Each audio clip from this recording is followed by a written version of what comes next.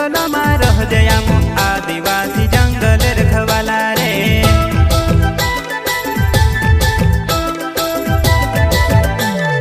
चल जंगल जमीन काजे पूजे रे आदिवासी दुनिया ने रखवाला रे।